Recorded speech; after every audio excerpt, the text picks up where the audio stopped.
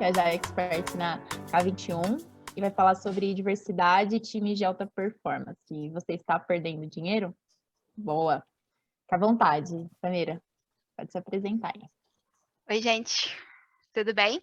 Vou compartilhar minha tela também. Deixa eu só arrumar para continuar vendo vocês. Eu perco os rostinhos quando eu compartilho a tela, mas eu estou aqui.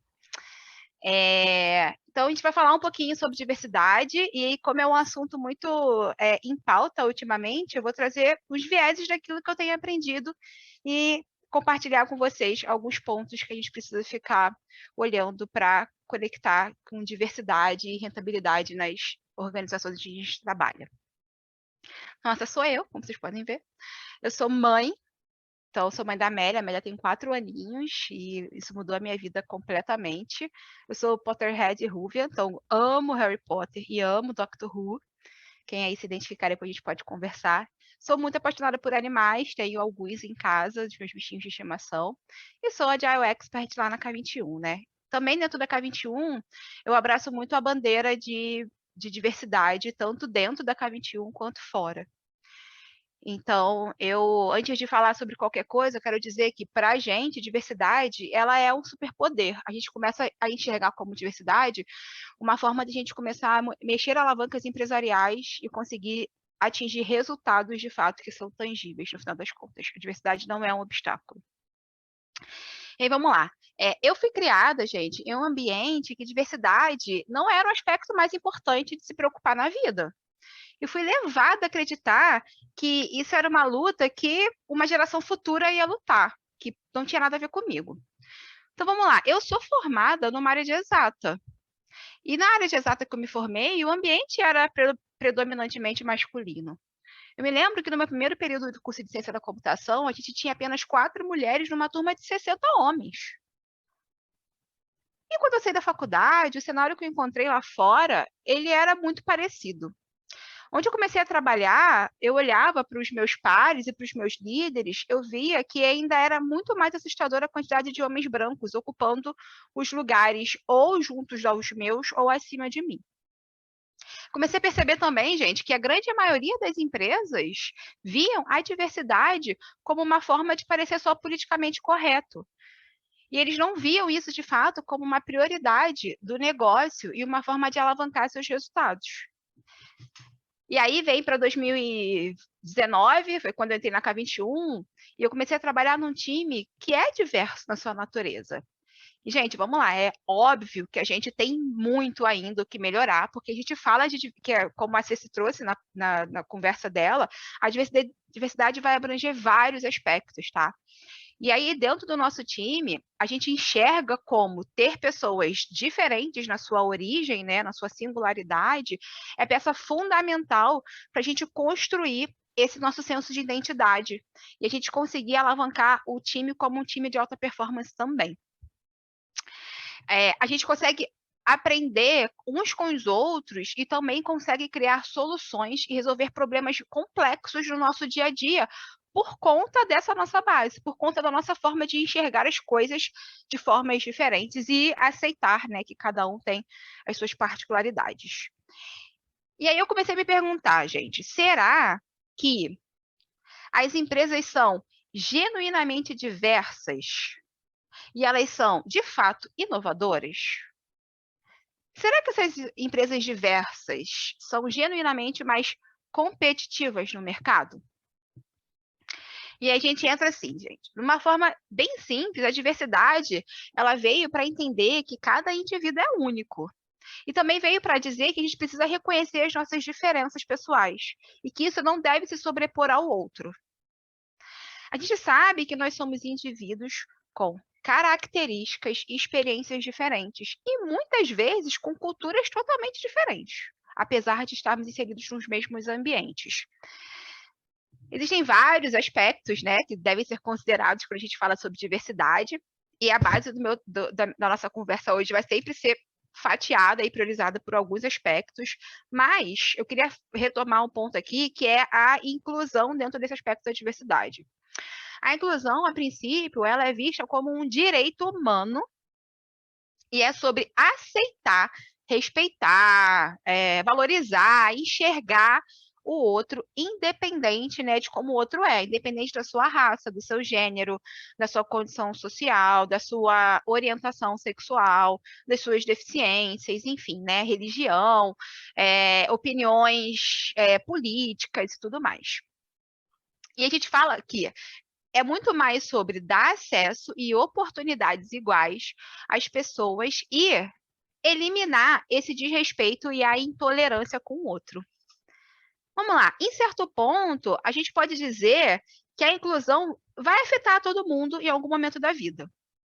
A gente, de alguma forma, vai encontrar alguém ou vai se sentir excluído ou vai se sentir incluído em algum aspecto, tá? Da mesma forma que a diversidade, a inclusão também pode ser derivada em aspectos diferentes. A gente pode falar sobre inclusão social, a gente pode falar sobre inclusão educacional, a gente pode falar sobre inclusão econômica, e cada uma dessas arestas a gente pode ainda subdividir ainda mais e tornar flexível dependendo do contexto que a pessoa está inserida. O que a gente espera, na verdade, de ambientes mais diversos e inclusivos é que exista mais equidade entre as pessoas dentro desse ambiente. A gente também quer entender que a equidade, ela fala muito sobre o conjunto de características dentro de um sistema ou de pessoas que se sentem que estão com sensação de justiça, sensação de isenção e de igualdade, tá? Mas antes de eu entrar sobre qualquer coisa e falar sobre times de alta performance, eu queria trazer um conceito muito rápido, que é o conceito do que é ser ágil, conectando já a diversidade, time de alta performance e agilidade. Agilidade é basicamente sobre 3 pilares básicos, que quando a gente começa a focar em entregar valor para um negócio, seja esse negócio qual for, a gente começa a entender que qualquer coisa que eu faço, ela precisa ser priorizada, e a gente precisa se certificar de fato que a gente está conseguindo fazer o que realmente importa, tá? Quando eu começo a fazer o que realmente importa, eu começo a delimitar um tempo menor para eu entender se o que eu estou fazendo vai gerar algum valor de fato para aquele negócio. E aí a gente começa a falar um pouco mais de ciclos curtos. Então, eu estou priorizando fazer o que importa, estou fazendo isso num tempo curto para eu conseguir receber feedback logo. E aí eu entro na melhoria contínua. A melhoria contínua, ela vai englobar aqui 2 aspectos muito importantes, que é a melhoria contínua do que eu faço para retroalimentar esse meu fluxo. Então, o que eu fiz vai me gerar mais aprendizados e mais ensinamentos, e isso vai voltar para gerar novos valores a serem entregues. Mas também a melhoria contínua vai alimentar o fluxo cultural do ser humano, né? Eu, enquanto indivíduo, preciso melhorar nesse aspecto que eu estou inserido. O meu time precisa melhorar em seus comportamentos e a forma de enxergar nesses aspectos onde eles estão inseridos. E aí, gente, significa que eu posso errar a qualquer custo nesse prazo desse passo da melhoria contínua? Não. Significa que eu vou errar e eu vou aprender com esse erro, porque eu estou num ambiente controlado. Como eu faço ciclo curto, eu vou errar rapidinho e aí eu vou logo pensar e dar o próximo passo, tá? Conectando isso com os times de alta performance, a gente começa a perceber que o primeiro passo dessa espiral positiva é falar sobre entregas de valor em ciclos curtos. Conecta diretamente com o que a gente acabou de falar sobre agilidade. Eu trago que o meu time ele começa a priorizar entregas constantes de valor em ciclos curtos, e aí com isso eu consigo ter um foco muito mais assertivo, né, sobre a minha priorização, sobre aquilo que eu estou entregando, eu focando e fazendo essas entregas maior, priorizadas e com um ROI maior, eu começo a ter uma liderança muito mais próxima do meu time, e essa liderança sendo próxima, ela vê o que o time está sendo produtivo, está vendo que o time de fato está fazendo entregas de itens que vão, de alguma forma, impactar a organização em um ciclo curto de tempo, eu começo a gerar com que o meu time ganhe mais capital político. O meu time ganhando mais capital político e visibilidade e tendo a organização de fato olhando para ele, eu torno esse time mais motivado, eu torno esse time mais centrado em tomar as decisões de forma mais correta, minimizando a cultura de medo e emergindo uma cultura de experimentação entre eles. Nisso que eu gero uma cultura de experimentação, eu começo a tomar umas decisões melhores. Eu tenho essa sensação de que eu me responsabilizo junto com o que eu estou fazendo. Eu tenho a sensação de dono. Eu começo a trabalhar isso de uma forma mais estrutural desses indivíduos. Nisso que o time começa a ter essa sensação de dono, ele também busca a sensação de melhoria contínua. Eu preciso sempre continuar melhorando para eu alimentar novamente esse ciclo da espiral. Eu melhorando e eu vendo a liderança próxima a mim, eu começo a aumentar em mim e ao meu redor a confiança de que eu estou tomando de fato as decisões corretas. Então a minha liderança fica muito mais tranquila de que o time está conseguindo alcançar um trabalho de excelência, o time fica muito mais confortável em conseguir compartilhar os seus aprendizados com os outros times, a gente começa a melhorar a forma como essa rede de apoio aumenta dentro das organizações, tá? E aí, eu fazendo isso, a ligação entre os indivíduos desse time, ela começa a ficar ainda mais forte. Ela começa a transcender que eu entendo quais são as alavancas e os problemas e os riscos que eu preciso tomar cuidado durante o meu trabalho para eu conseguir, de fato, alavancar ainda mais performance no meu dia a dia, para eu conseguir, de fato, evoluir e trabalhar de uma forma melhor. Com isso, automaticamente, a rotatividade entre as pessoas diminui. O time, ele começa a contribuir para reter conhecimento entre eles. Então, a gente começa a ter uma convivência melhor e começa a ver essa evolução de uma forma mais robusta, tá? E vamos lá, todo mundo aqui é trabalhador do conhecimento, né? Todo mundo aqui já perdeu alguém que era muito próximo, ou já saiu de algum lugar onde sentiu que estivesse deixando alguma coisa a dever com a organização por conta do conhecimento que você tinha. Então, quando a gente começa a pensar que perder pessoas é um ponto principal que as organizações de trabalhadores de conhecimento devem se preocupar, a gente tendo times mais motivados e times com menor rotatividade, a gente automaticamente tem times mais produtivos, com uma maturidade melhor, pensando em novas formas de restabelecer novos modelos de trabalho entre eles e fazendo entregas mais constantes em ciclos curtos, olhando para a melhoria contínua do sistema e de si mesmo, ativando sim, então, a motivação e o engajamento de uma forma diferente e tornando indivíduos mais satisfeitos e felizes com o seu trabalho, tá? E aí a gente começa a retroalimentar essa espiral positiva de times de alta performance. Então, a gente já sabe que times de alta performance possuem um diferencial competitivo no mercado. Por quê? Porque eles conseguem se adaptar rapidamente às mudanças que acontecem no dia a dia e conseguem enxergar quais são as alavancas e quais são os problemas que eles precisam tomar cuidado na organização para conseguir entregar esse valor mais rápido. Mas será mesmo que é tudo isso quando a gente fala de diversidade? Será que basta ter um time de alta performance para a gente, de fato, entender que aquele time é diverso? O Brasil, gente, ele ocupa o 7º lugar no índice global de inclusão e diversidade no trabalho feito pela Kantar nessa pesquisa.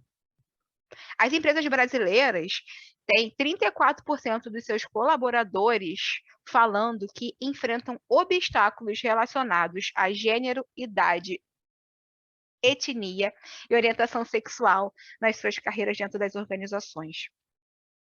22% deles sentem que as oportunidades não são direcionadas às pessoas que são de fato merecedoras naqueles contextos. E aí também a gente tem um relato alto de profissionais que dizem que não conseguem compartilhar as suas dificuldades com seus líderes, por exemplo. Então, 67% das pessoas não conseguem falar com os seus líderes, ou para os seus pares, ou para os seus gestores, que estão observando comportamentos tóxicos dentro das organizações. Quem aqui já passou por isso? Quem aqui já teve nesse momento da vida, onde passou por algum problema dentro da organização e não conseguia falar para os seus líderes? Eu posso falar que eu já passei por isso algumas vezes, tá? E posso dar alguns relatos sobre o quanto isso me afetou enquanto mulher e afetou a minha performance de entrega junto com o meu time. E aí, gente, durante essa pesquisa, eles também falaram que nos últimos 12 meses, né, anterior à pesquisa, 25% dos funcionários foram assediados ou intimidados pelos seus líderes e pelos seus pares. Ter um time multidisciplinar está diretamente associado a ter pessoas diferentes nas suas capacidades intelectuais. A gente já falou sobre isso agora. Trazendo a diversidade e a inclusão para essa equação, a gente começa, na verdade, a falar que não basta só termos pessoas que têm skills diferentes. Não basta só termos profissionais que sabem trabalhar, cada um na sua particularidade. A gente também precisa ter pessoas que são diferentes nas suas origens, nas suas histórias. A gente precisa ter lideranças também que olham para essas pessoas, entendem que indivíduos de origens diferentes, né, dentro da organização, contribuem da mesma forma para a evolução de cada um. Então, times multidisciplinares e diversos facilitam na criação de produtos mais robustos e compatíveis com os seus usuários que vão usar. Diferentes grupos, gente, de origem e cultura, deveriam trabalhar juntos em um ambiente mais colaborativo, para assim alcançarem sucesso de negócios nas organizações de maneira muito mais sustentável. Mas a gente sabe que equipes multidisciplinares são mais inteligentes, mas não são porque elas têm mais capacidade de cognição, é porque elas se desafiam o tempo inteiro e treinam o seu cérebro para conseguir resolver esses problemas que, para a gente, são problemas que cada vez ficam mais complexos com o tempo. E as empresas têm que entender que é esse tipo de característica que a gente tem que abraçar dentro de uma equipe. Temos que abraçar equipes que resolvem problemas complexos de uma forma sistêmica. Vou trazer alguns números aqui para a gente. Então, empresas com maior diversidade de gênero em seus times têm uma lucratividade 21% maior do que as empresas que não têm. E aí, quando a gente começa a falar de etnia, empresas que são diversas têm 33% a mais de lucratividade. Quando a gente começa a pegar uma fatia de etnia e cultura em nível de diretoria e executivo e líder, a gente começa a perceber que tem 43% mais de lucratividade quando a empresa de fato abraça um board mais diverso e inclusivo. Além disso, tem um outro ganho significativo muito interessante, que é o ganho cultural. O engajamento da adoção da diversidade em nível de liderança, a gente começa a ter líderes construindo um ambiente muito mais inclusivo abaixo deles. E a empresa começa a aprender que, através das diferenças culturais, eles conseguem, de fato, colaborar para os resultados de negócio, de eficácia e resultados de eficiência também. E aí, quando a empresa começa a ser estimulada a olhar para esses aspectos lá na sua base, ela começa a ter pessoas colaborando, indivíduos colaborando, porque elas enxergam seus líderes como seus iguais. Elas conseguem reconhecer que, naquele cenário, a camada de liderança, a camada de diretoria, tem as pessoas olhando para os problemas também, como eles pensam. A gente bate diretamente numa motivação, que é uma motivação extrínseca, que a gente consegue olhar e começar a se enxergar e ver que, independente de onde eu estiver no nível daquela companhia, eu posso também chegar um dia a ser o líder dessa empresa. E aí vamos fatiar ainda mais, né, essa conversa. E as mulheres? Mas e as mulheres negras? Segundo o IBGE, gente, o Brasil tem 54% de população negra. Mas o abismo social no ambiente corporativo brasileiro é absurdo. E apesar de a grande maioria das empresas estarem tentando deixar de ser empresas brancas, tá? Segundo os dados do Instituto Ethos, eles fizeram uma pesquisa em 2016 que diz que mulheres negras elas só ocupam 6,3% dos cargos de gerência nas grandes empresas e 4,7% do quadro de executivo nas empresas que foram entrevistadas pelo estudo.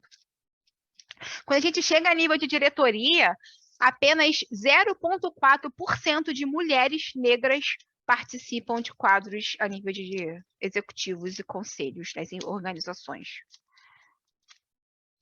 As mulheres negras sofrem preconceitos ainda mais altos, que as impedem de atingir qualquer nível de liderança dentro das organizações.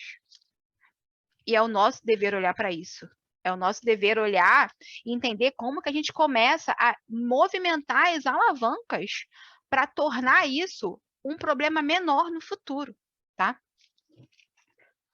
Então, executivas negras enfrentam um caminho difícil para se tornarem CEOs nas organizações atuais. Mas quando a gente fala de time, né? A gente entrou um pouquinho lá em cima de time, falou de alta performance, entrou para um viés de times de diretoria, times de liderança, e agora eu quero falar sobre diversidade dentro de métricas que comprovam sobre diversidade dentro de times de uma forma mais estruturada. A gente já sabe, a gente já falou isso aqui, que a diversidade é muito importante, mas não é algo difícil, né, de se tracionar no dia a dia das organizações. Criar um índice maior de representatividade está em um dos aspectos mais complicados de se mexer hoje a nível mundial dentro das grandes empresas. E está cada vez mais claro que isso afeta resultados de negócio. A gente tem ESG para provar e tem outros índices que olham para a diversidade de uma forma global.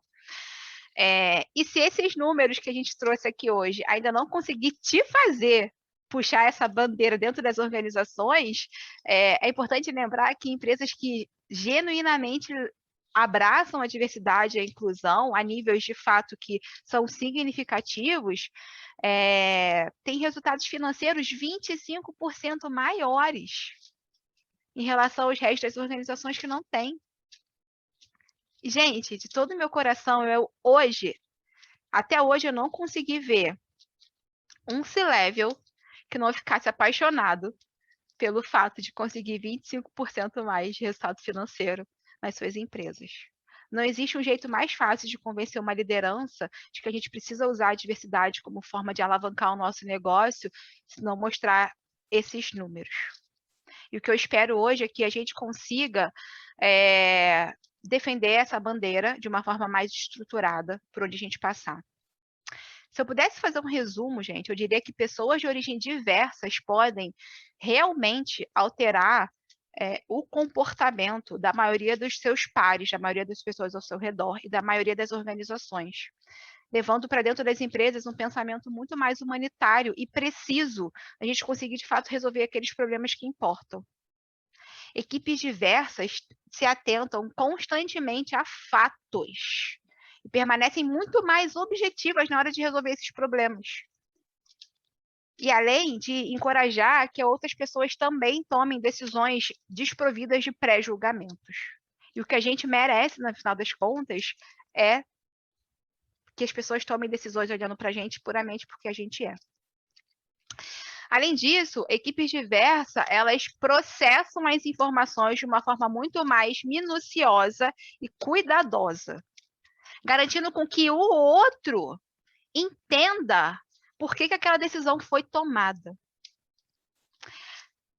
Mas pensa bem, a gente já sabe que para as empresas se manterem muito mais competitivas no mundo hoje, elas precisam continuar inovando no seu dia a dia, certo?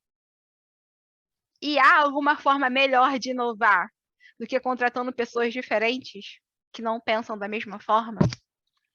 Tem um estudo muito legal da Innovation Management Policy and Practice que fala que as empresas com mais mulheres eram 7,7 vezes mais propensas a criar inovações mais radicais no mercado. Eu sei, gente, que a gente se sente muito mais à vontade trabalhando e convivendo com pessoas que pensam muito parecidas com a gente. Eu passo por isso também no meu dia a dia. Não só no trabalho, como nos meus amigos. Mas será que isso não é um mecanismo da gente se proteger e ficar numa vida muito na zona de conforto? Ter um time com pessoas que não se parecem ou que não falam e pensam da mesma forma permite com que as empresas evitem esse tipo de conformidade. permitem com que as empresas comecem a estimular o pensamento inovador e alavancar resultados 7,7 vezes mais. Importante, inovação. Times diferentes em gêneros, raça, nacionalidade, idade, condição social é a chave para impulsionar o potencial intelectual que a gente tem dentro das organizações. Ter time mais diverso ajuda a gente a manter os nossos preconceitos longe no dia a dia. E nos torna mais inteligente. Torna os nossos times muito mais colaborativos e uma organização que, de fato, busca alta performance. É isso. Obrigada. Muito bom. A Samira Eu vou foi falando, eu fui pensando em alguns momentos da minha carreira, assim, acho que não sei se teve alguém que também passou por isso, mas fui me reconhecendo em alguns tópicos. Você mandou um link aqui, né? Como a Explicar gente fala muito de melhoria contínua, gente, eu trouxe para vocês uma pesquisa de Fit for Purpose, que é justamente para eu melhorar para o próximo. Eu quero pegar as percepções de vocês, porque eu quero me tornar uma mulher de alta performance, que olha para a diversidade, consegue compartilhar de uma forma centrada. Então, quem puder, eu terminei 3 minutinhos antes do meu tempo, que é justamente para dar tempo de vocês conseguirem preencher o feedback. Como eu sou uma pessoa mais controlada, e aí a gente pode abrir para conversar, porque esse tema é apaixonante. Muito bom. Quem ainda não respondeu, se quiser, nesses minutinhos aí que a Samira deixou, fica à vontade. Estou tentando abrir aqui também. Deixa eu ver se alguém tem alguma dúvida que já mandou aqui no chat. Ou se alguém tem alguma dúvida e quiser levantar a mão também, a gente vai fazendo por ordem. Não? Eu não tenho dúvida, mas eu queria compartilhar pelo menos o momento ali que tu falou que eu reconheci demais, assim. Acho que se alguém também se reconheceu em algum momento, acho que fica tranquilo ali para compartilhar. Essa questão da diversidade é uma das coisas que, né, a gente sendo mulher e tudo mais, eu me identifiquei também quando tu falou do início da questão da faculdade. Na minha faculdade até tinha mais mulher, mas ainda não era nenhum número assim considerável. E no final, né, sempre é isso, né? Tipo, tem a galera que é um funil, né? A quantidade de pessoas que entra, a quantidade de pessoas que saem da faculdade, a quantidade de pessoas que vão para o mercado, né? E a quantidade que continua, né? A minha irmã era da área e ela ficou 3 anos, mas assim, ela passou por coisas bem complicadas. Ela era desenvolvedora e ela acabou desistindo. Ela mudou, enfim, tá em outra área agora. E é uma coisa que eu sempre pensei, eu falei, nossa, eu vou ser marrenta, porque eu não vou sair daqui. E era uma profissional incrível. Eu fico, nossa, o quanto que a gente perdeu, né? E quantas pessoas não fazem isso, né? Devido à questão do contexto, de a diversidade não ser respeitada, né? E uma coisa que eu vejo, eu não sei se você concorda, discorda, enfim, é isso que eu queria trazer, a média gestão. Em alguns momentos eu senti que atrapalhava demais nisso, porque eu sentia em algumas situações que os diretores compravam a ideia, né? Porque quando a gente mostra números, então todo mundo agora a gente vai trabalhar a diversidade. Mas no dia a dia, eu sentia muita barreira com a média gestão, porque era uma galera que, sei lá, a cabeça era muito fechada, era difícil, assim, de a gente conseguir alguns avanços. Não sei se você também viveu algo assim, se você concorda, se discorda. Antes de eu começar a levantar essa bandeira de uma forma mais estratégica nas organizações, né, eu vivi na pele esses momentos de assédio, esses momentos de dificuldade. Então, antes de eu te responder isso, eu vou responder de 2 formas. Como a Alexandra trouxe também, eu fui mãe, e eu também tive muito medo de falar nas organizações que eu estava sofrendo em voltar a trabalhar, né? Eu tinha medo de ser demitida, eu já tinha passado por um momento numa grande empresa, uma grande multinacional, de que eles me colocaram de licença por estar grávida, porque eu precisava descansar. Então, enfim. E aí, quando eu voltei, tinha todo aquele processo de aleitamento materno, né? Que a grande maioria das mulheres passam. E a empresa não tinha um lugar para ter para tirar o leite, né, para poder deixar depois de reserva, que todas as mulheres que resolvem ter filho e amamentar vão passar por isso de alguma forma, né? e eles me disponibilizaram o galpão do depósito de lixo. Era lá, gente, era lá que eu tirava o leite para levar para minha filha amamentar no dia seguinte na creche, com a minha filha com 4 meses de idade. Durante 1 ano eu fiquei tirando leite no galpão de lixo.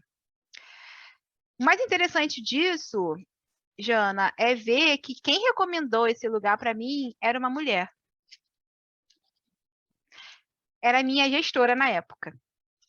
E aí, te respondendo, sim, a liderança ela é a primeira a ter dificuldade em abraçar e aceitar a diversidade, mas é muito menos porque eles são vilões da sua própria história, tá? É muito mais porque eles também foram ensinados de que olhar para isso não importava. Então, a gente está vindo de uma cultura onde as pessoas que hoje são líderes, elas foram ensinadas que olhar para isso era besteira. Elas foram ensinadas que amamentar não importava. Então, como que eu espero cobrar dessa pessoa que ela tenha o mínimo de empatia comigo se ninguém teve empatia com ela? Então, o momento que a gente está agora de vida e o meu papel, o seu papel, o papel de todos nós, é garantir que a próxima geração de gestores não tenha esse mesmo pensamento. Porque a gente já está fazendo essa ruptura. Então, eu super concordo com você de que a média gestão está passando por esse momento de mudança, porque eles também não foram ensinados dessa forma, mas a grande maioria já está vindo com um olhar diferente. Significa que eles saibam fazer tudo isso? Não significa isso, tá? Significa que eles estão dispostos a olhar para a Samira e falar, cara, a Samira é uma mulher que precisa de um espaço, pelo menos, para ela tirar o leite dela. Vamos tentar fazer isso de uma forma melhor, porque tem outras mulheres aqui também. Então, hoje a gente está nesse momento de ruptura, onde a gente começa a se desgarrar de uma liderança que foi ensinada a trabalhar de uma forma diferente e começa a ir para uma liderança que está extremamente incomodada, só não sabe como fazer. E aí é o nosso papel vir e ensinar o mínimo para dar esse suporte para como eles precisam fazer no futuro, tá? Mas eu concordo com o que você trouxe. Muito bom ponto. E concordo com quem que mandou aqui, que achou um absurdo? Com o Bernardo. Um absurdo. Enfim. Alguém tem algum ponto, alguma história também que queira compartilhar ali? Se identificou em algum momento? À vontade. Eu acho que é a Fê tá com a mão levantada, né? Fer. É que eu não tô conseguindo. Vai lá, Fer. Me lembrou muito do livro da Sheryl, vou mandar aqui no Faça Acontecer, que ela fala da maternidade. Acho que é no livro que ela cita que...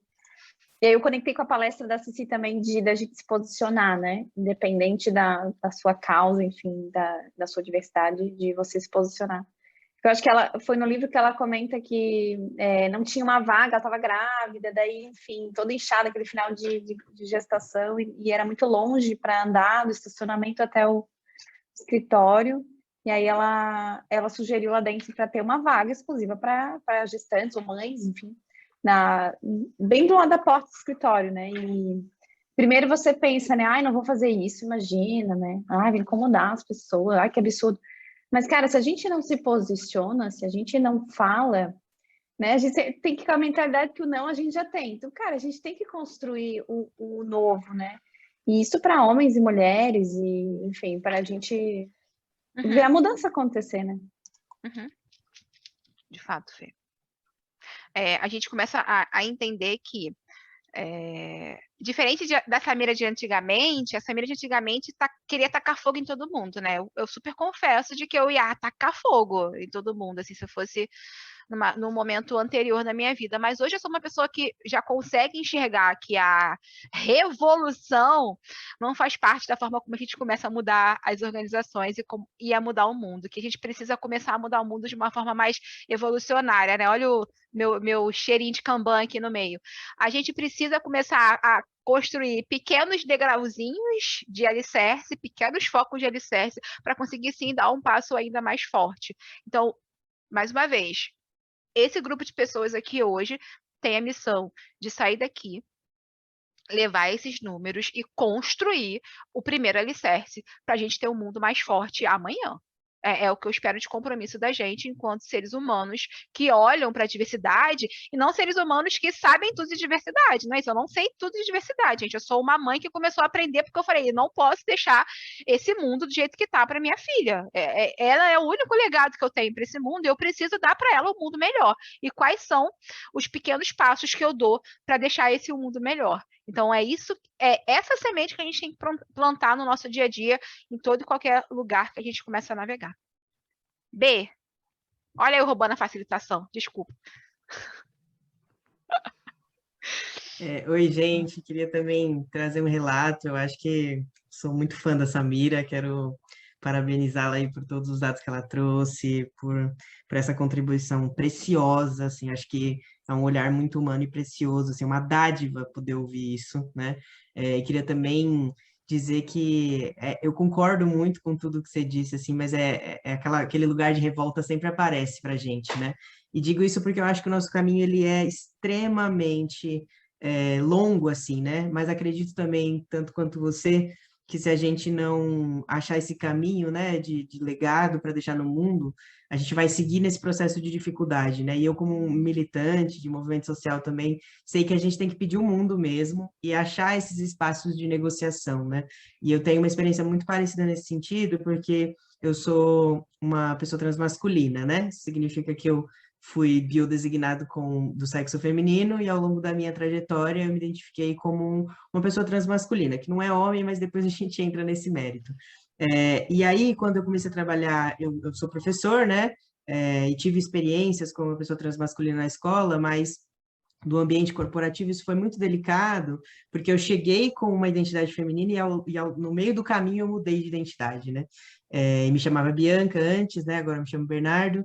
E aí foi um processo muito doido, porque ninguém sabia direito o que fazer, né? E é coisa do óbvio, assim, né? É claro que essa história que a Sam me trouxe é super absurda, mas as pessoas têm uma dificuldade tão imensa, né? Que para alterar o e-mail foi um drama, assim, escandaloso, assim, né? Do tipo, não, mas não pode mudar, mas o nome da pessoa tem que ser igual que está o RG. E eu afirmando, né? Que não, eu não queria ser mais tratado como Bianca, que meu nome não era mais aquele, e virou uma polêmica gigantesca, quando era uma coisa muito simples, de entrar no e-mail, nas configurações, mudar o arroba, e pronto, acabou a história, né? Isso gerou um clima horroroso, aí deu oportunidade para as pessoas se manifestarem a favor ou contra uma decisão pessoal minha, né? Isso gerou uma polêmica gigantesca na empresa inteira, ninguém sabia muito bem qual banheiro eu ia usar, como deveria me tratar a partir dali, né? Eu tive uns embates de cunho religioso com algumas pessoas que foi muito pesado também, né? De violação de direitos, inclusive, e me parece que muito em função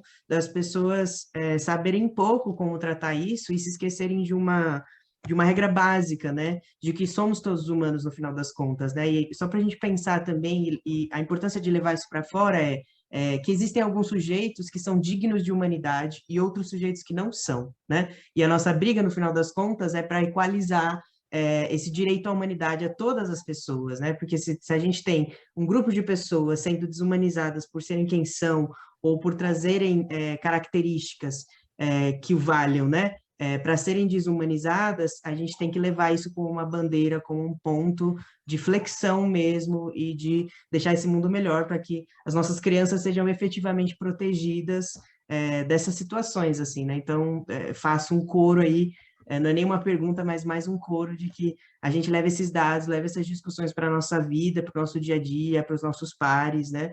E se lembre sempre disso, né? De que se falta humanidade para alguns, a gente tem que brigar por isso até que a humanidade seja de todos e todas.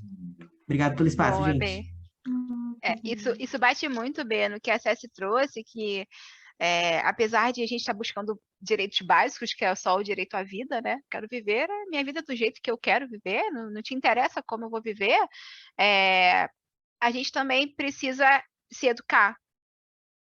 E aí é se educar como, né? A gente pedir desculpa se errar, porque, gente, eu vou errar, eu já errei diversas vezes. Várias vezes. Eu me identifico como uma mulher negra. Eu bato nessa tecla direto. Eu, como uma mulher negra, também faço comentários preconceituosos às vezes. Eu, como uma mulher, faço comentários machistas às vezes, porque eu nasci numa sociedade preconceituosa. Eu nasci numa sociedade machista, mas eu tenho discernimento de olhar e falar: olha, Patrícia, me desculpa se eu fiz um comentário machista com você. Não foi meu intuito. Ou Me explica, porque eu não estou entendendo. E tudo bem, sabe? Isso não faz de mim menos ou mais militante, isso não faz de mim menos ou mais mulher, isso não faz de mim nada, isso faz de mim uma pessoa que está genuinamente preocupada em melhorar. Eu faço melhoria contínua na minha vida. E é esse passo que a gente precisa começar a fomentar em quem tem tanta dificuldade em olhar para a diversidade e ver a diversidade como essa alavanca dentro das organizações. Porque as pessoas veem a diversidade como algo de abraçador de árvore. Já vem esse pessoal que abraça a árvore aqui, falar que é para botar a galera todo mundo diferente, vai pintar um pessoal de cabelo rosa, nossa. Não, gente, não é isso. Já está aprovado por A mais B que olhar para isso gera resultado de negócio.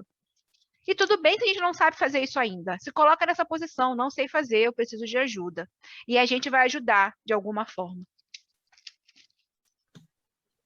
Uma coisa que eu fiquei pensando enquanto o Bernardo estava falando, não sei, tá, o que eu imagino, né, o que eu espero, né, que talvez esse local onde ele trabalhou, para a próxima pessoa, seja um local que realmente respeite mais, porque, assim, de certa forma, tu passou por aquilo, tu sofreu, só que, assim, a organização como um todo entendeu e já está pronta para receber outra pessoa de uma maneira mais humana, né?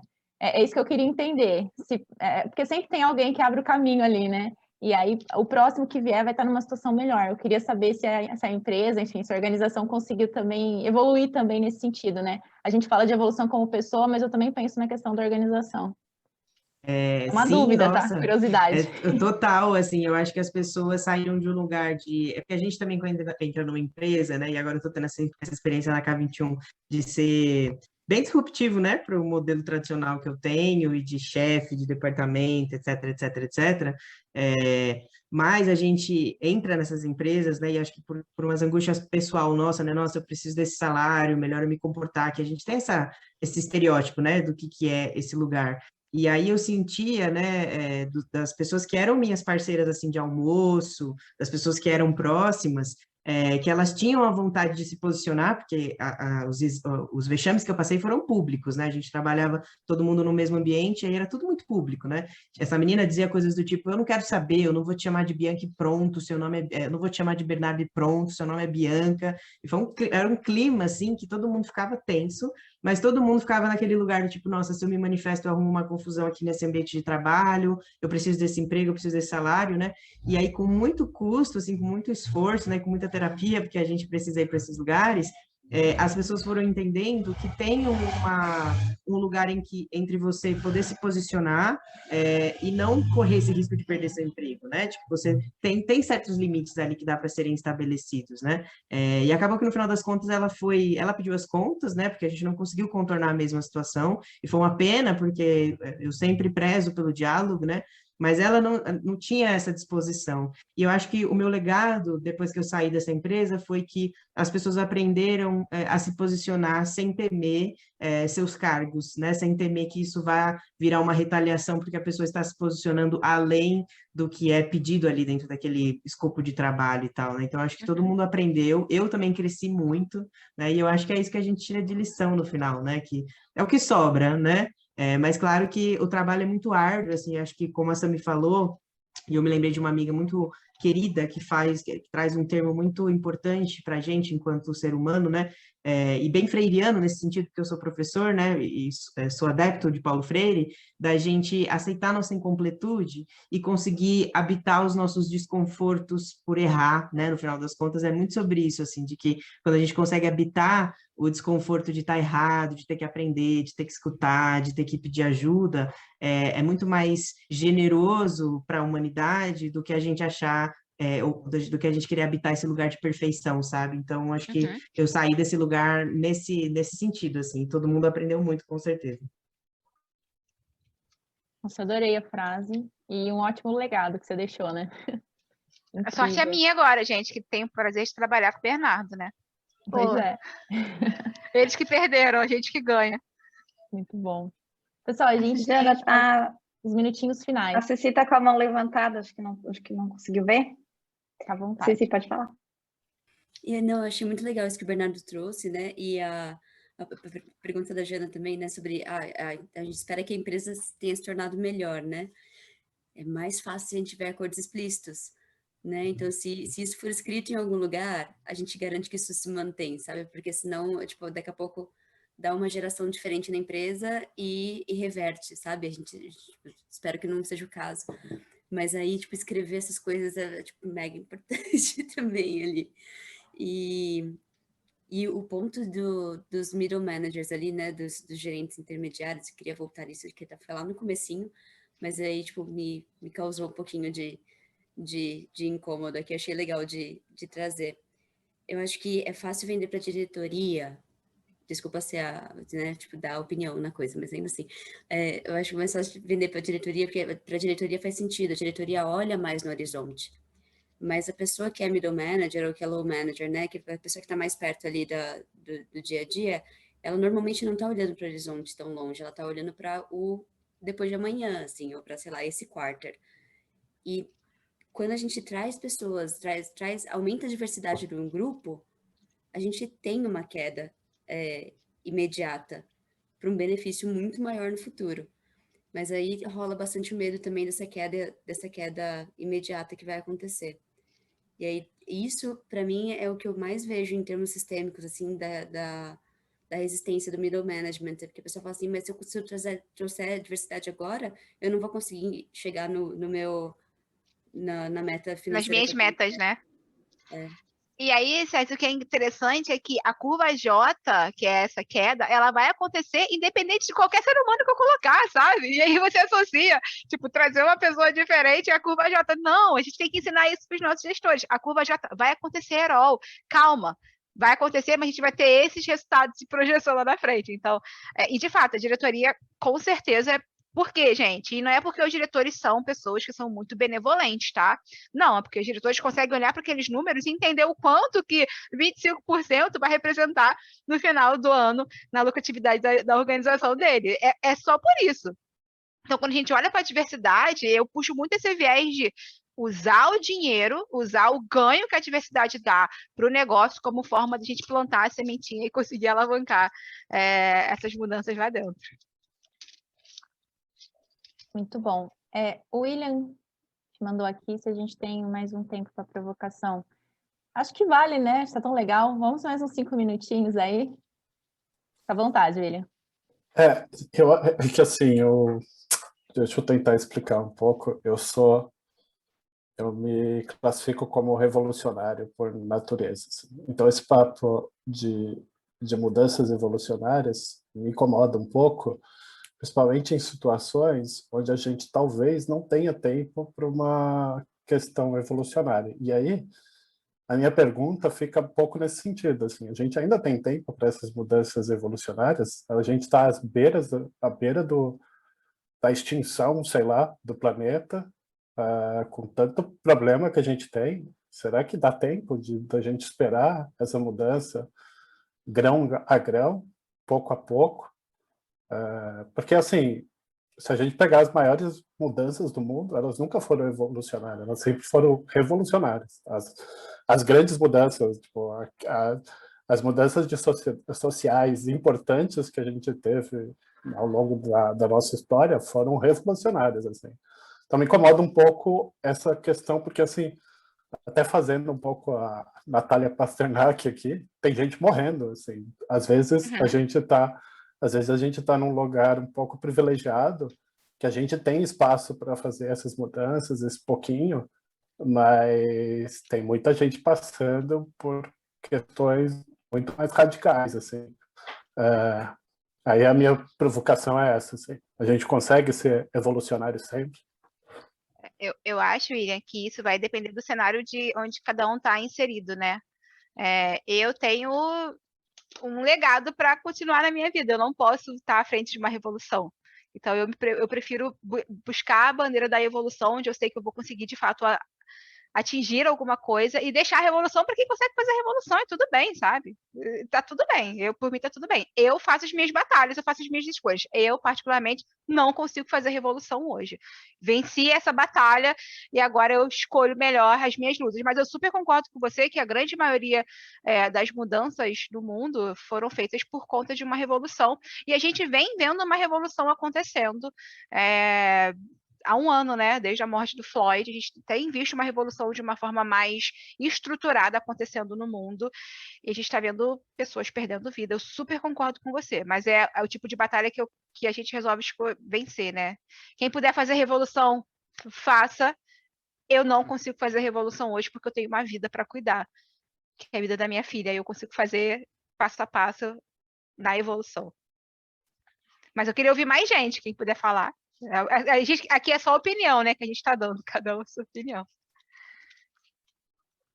Só um complemento rápido. Eu tenho o mesmo problema, assim, eu tenho uma filha também, de 10 anos, e justamente por isso que urge, assim, provavelmente, eu sou o tipo de pessoa que eu gosto de ser do fundão e quieto, assim, provavelmente eu não faria essa provocação e eu me segurei muito para até fazê-la. Mas, assim, justamente pelo fato de eu ter uma filha de 10 anos e saber que o planeta que a gente está deixando para ela é um planeta que talvez não permita que ela viva a plenitude da vida dela até uns 70, 80 anos, é o que me deixa muito incomodado quando eu ouço esse desincentivo às lutas mais revolucionárias. Assim. Isso que É o estopim, né? É o estopim da isso que me deixa revolução. um pouco. Exatamente. Isso que eu também não posso, eu também não quero, também quero viver ao lado dela, mas é por isso que eu incentivo um pouco e vivo brigando para a gente ouvir, a gente tentar contrabalancear isso, porque eu não acho que a gente vai conseguir frear o mundo do jeito que a gente está, com sementinhas. Perfeito. Eu acho que talvez o que a gente vai ter que fazer é trabalhar juntos para conseguir achar esse equilíbrio. Não tacar fogo em tudo, mas também não deixar só a brasinha, entendeu? Qual é essa linha tênue aí que a gente tem que descobrir, e vai depender de cada uma das jornadas que a gente vai seguir, né? Qual vai ser a próxima luta que a gente vai lutar, e a gente vai ter que escolher essa luta aqui. Eu vou tacar fogo, vou jogar lança-chama ou não, ou vou tentar segurar um pouquinho o pé. Vai ser difícil isso daí, a gente conseguir dosar essa linha tênue. Eu queria fazer uma contribuição também, que eu acho que vem muito no sentido de pensar um pouco do que os dois trouxeram, né, do que Sami e William trouxe, porque eu também já tive nesse lugar, assim, de tacar fogo em tudo, né, literalmente, né, e ali naquele momento de 2013, né, não sei se vocês se lembram, principalmente aqui em São Paulo, em que a coisa explodiu de um jeito que a gente não esperava, né, e eu tinha esse gás, assim, tinha muita gasolina para jogar mesmo, e o que aconteceu foi que a gente se perdeu bastante, né? E viu sair na rua um movimento que a gente muitas vezes sabia que estava lá, mas que não sabia que ia ganhar aquela proporção que ganhou, e que, para mim, Bernardo, hoje culminou na eleição do Bolsonaro, né, em 2018, que a gente perdeu o fio da meada ali, né? E muito porque do lado de lá de quem joga gasolina está pouco interessado em educar, o negócio é a gasolina mesmo, né? E aí eu fiz um trabalho de casa de voltar para casa, né? De me recolher um pouco nesse sentido e pensar por outro caminho, assim. E eu acho que a gente é muito, eu acho revolucionário, e vou usar essa palavra propositalmente, que a gente faça políticas em instâncias menores e individuais, porque eu acho que elas são, sim, capazes de alterar bons cenários, assim, né? Enquanto uma pessoa trans, quando a gente consegue empregar 2 ou 3 pessoas trans, isso é extremamente revolucionário, né? Porque a gente está tirando da linha de frente pessoas trans que só teriam a prostituição jogando e redistribuindo essa vaga ali, que seria de uma outra pessoa cisgênero, para uma pessoa que vai ter condições de ou puxar outras pessoas ou de indicar outras pessoas. E eu acredito muito nesse processo enquanto uma pessoa anarquista, né? De que a gente, aos poucos, vai avançando em muitos e muitos sentidos, em muitos dos quais a gente nem sequer se dá conta que está avançando, né? Então, eu acredito muito nesse sentido, e acho que se a gente for fazer um trabalho, né, de destruição do capital, hoje a gente não tem essa capacidade, porque a gente está de todas as frentes sendo vendido e comprados, né? Quem acredita que não está sendo vendido ou comprado nesse sistema estruturado está bastante equivocado, né? Porque a gente está sempre negociando com o capital, a começar que a gente faz cocô em água limpa, né? E potável muitas vezes, né? Quem são as pessoas que hoje não fazem isso? Então, se a gente for pensar, né, em relação a planeta e as nossas existências, eu acho que a gente tem muito que trabalhar e não deixar essa bandeira cair, assim, nesse fosso de que, nossa, nós precisamos fazer grandes revoluções e organizar e atear uma guerra civil, né, ou uma guerra armada, enfim.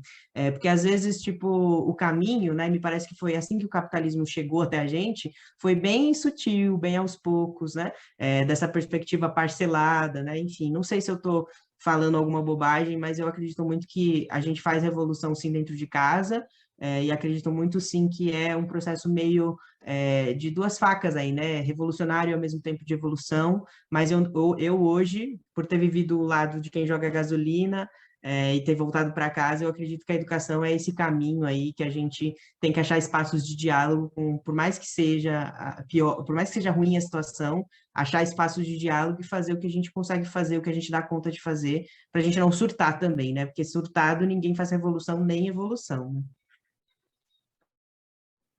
Muito bom. Alguém tem mais algum ponto? Quer compartilhar? Márcio, quer falar alguma coisa? Não? Tá bom. Eu vou falar o meu ponto de vista. Eu concordo com a Samira, eu penso bem parecido. Eu acho que eu acredito muito nessa questão de evolução. Eu acho que alguns anos atrás eu nem me posicionava. Então eu já consigo ver que hoje estou me posicionando, estou fazendo, sabe?